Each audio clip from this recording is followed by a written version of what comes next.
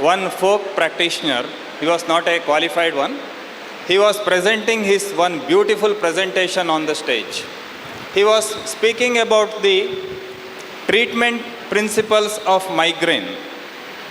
And with that presentation, he had one very beautiful assistant on the stage. And that assistant had only one work, to ask the relevant questions. He had to ask the questions and he will present his presentation, not the PPT presentation. That was the way. And that reminded me the Jwara Prashna of Charaka Samhita. Nowadays, we are missing the real questions. I learned Kutipraveshika Rasayana only by asking the right questions. My favorite teacher was Dr. Muralidhar Sharma sir in SDM college. Whenever he used to teach us, he never used to tell anything without asking anything.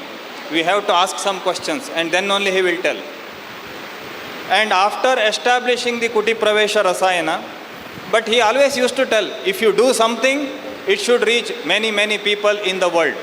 And it should have an impact on the masses. So after establishing Kutipraveshika and my clinical practice, I went back to him and told, sir, I am doing such a good work for the society. I am giving so many, treating so many poor people free of cost, everything. But he told, what about Kutipraveshika? How many people you can treat? Only 2 people per year. So how can you have a deep impact on the society? Then I told him, sir, now you are retiring. And hundreds of thousands of students need your guidance. And if by Kutipraveshika Rasayana, any one of your students make you fit for another 50 years, is it not the way we reach thousands of people? So this Kutipraveshika Rasayana is not meant for everybody. It is for the cream of the society and it is meant for the very special people. Swami Sachidananda Maharaj, he was the direct disciple of Tapasvi Maharaj. He also used to tell anything only when I asked the questions. But he had his own peculiar way. When I first met him in 2012, I sat in his car and without asking the questions, he answered my all questions. He had that third vision.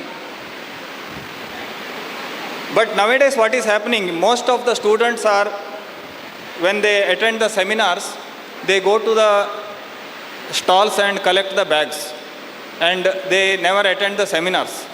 But luckily here you have very few stalls. In 1989, when I first heard about Kutipraveshika in a book called Sulabha Chikitsa, there was a chapter called Akala Vruddhapya. And in that I read about Tapasvi Maharaj.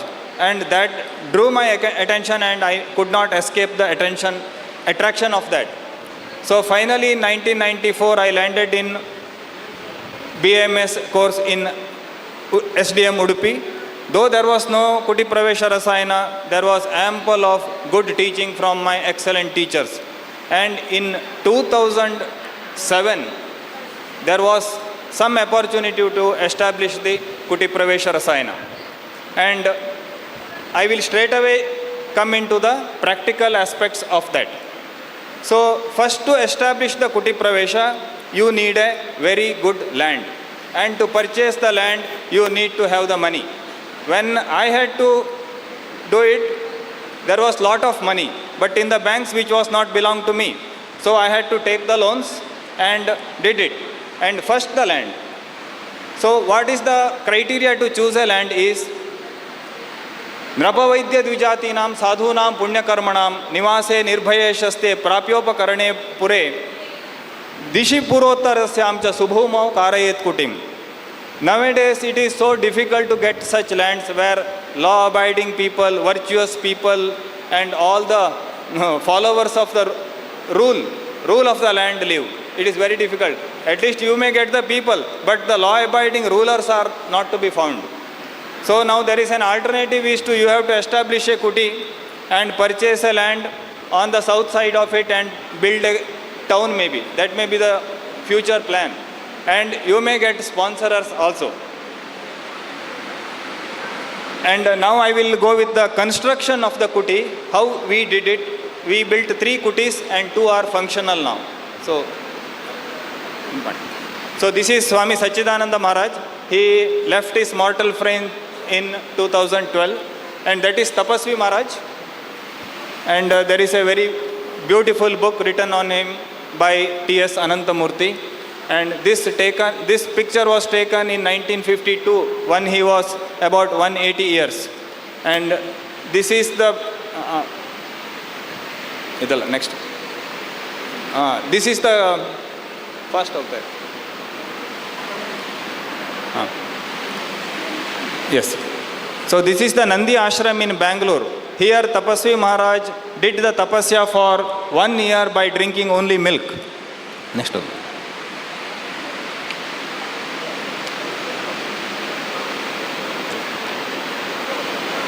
Anyway, before that I will come to the medicinal aspect. So there are, if you come to Charaka Samhita, there are very practically we can practice only few of the Rasayana therapies.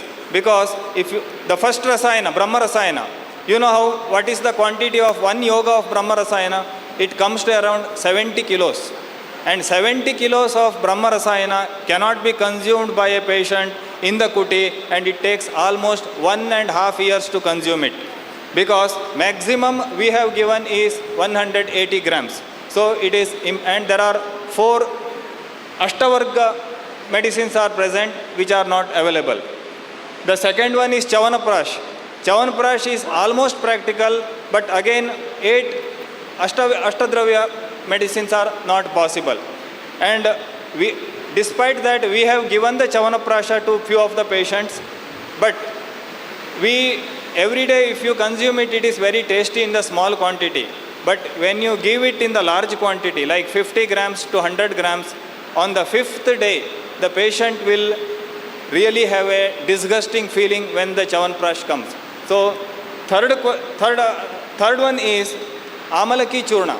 Amalaki Churna also, you can make a small experiment in your own house, that Amalaki Churna or Haritaki Churna or the combination of Triphala mixed with honey, ghee and Taila, Madhu, Taila and Palala and curds. When you mix it and you cannot tolerate even 1 teaspoon of it. And the amount which is supposed to be consumed is 50 kilos. It is also not practical.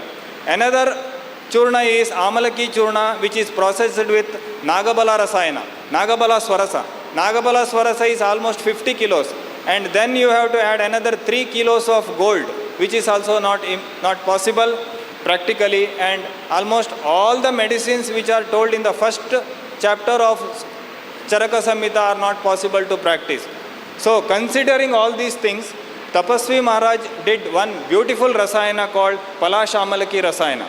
And that Palashamalaki Rasayana is possible to practice, possible to manufacture it, and the duration of the administration is only 1 month. And I have the pictures of preparing that one, and I will show you that.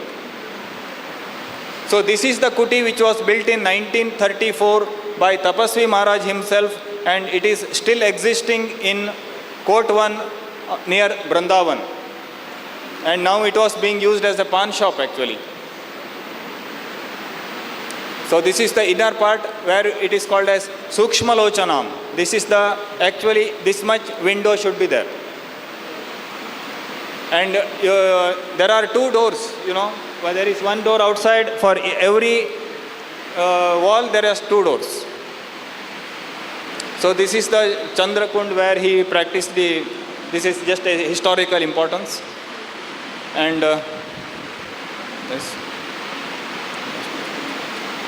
this guy is very important, and that person, just I want to tell you about what are the human possibilities, you know, the metabolism. The person who is standing in the middle is a breatharian. He lives on eating only air. Like vegetarian, non-vegetarian, he is a breatharian. But he pointed out one very beautiful thing. It is also possible to live only on the knowledge. That is Gayatri Mantra. Next. So this guy is Montecchia. He has done extensive work in the dark room. He has written a very beautiful book called Dark Room Technology, where he has elaborated how the darkness affects the human metabolism and for the regeneration. And the other person is a Hollywood guy, and he has written very beautiful book called Dolphinology, and he has dedicated all his life for the Kutipraveshika Rasayana.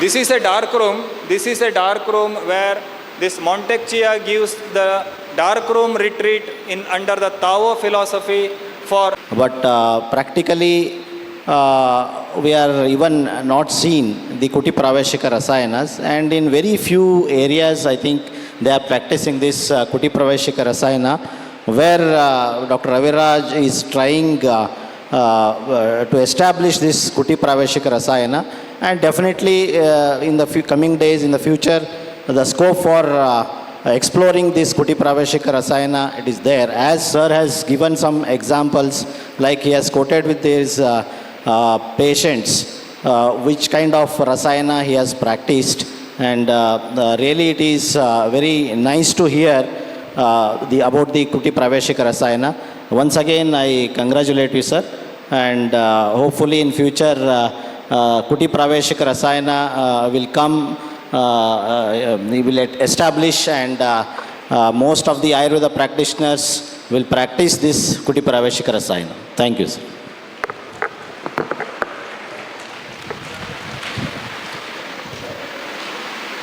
As a token of gratitude, may I now request our chairpersons to felicitate our esteemed speaker, Dr. Raviraj Kadle, sir.